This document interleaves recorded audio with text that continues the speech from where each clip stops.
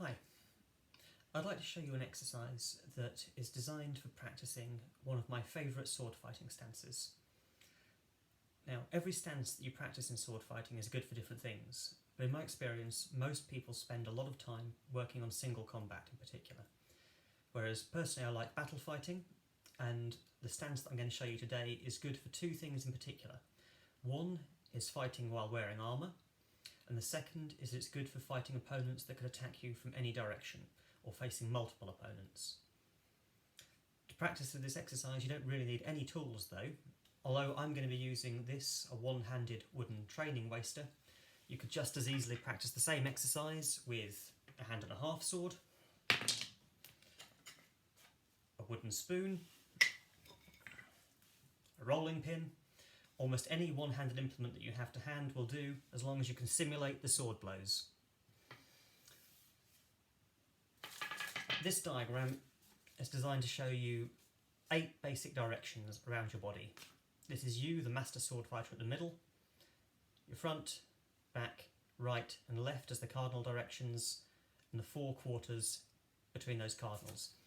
You should be able to practice the same 3 moves that we're going to do, facing each of those 8 directions without moving your feet. So, the stance first. Take your feet shoulder width apart.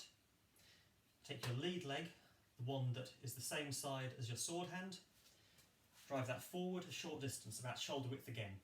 And then I'm sinking down low in my hips to create a stretch across the inside thigh. I can tell if I've got this right because my knee of my front foot will be over the top of the toe.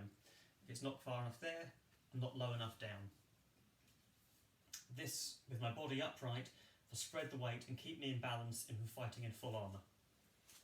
The 3 blows that we're going to do are a ward high to protect your head, low to protect your leg, and a simple counter cut to the body. And that was directed straight ahead of me. Although I'm telling you not to turn, I'm going to just move to show the movements. I'm now going to strike to my left with the same moves, my left front quarter, to my right, right front quarter, back right quarter,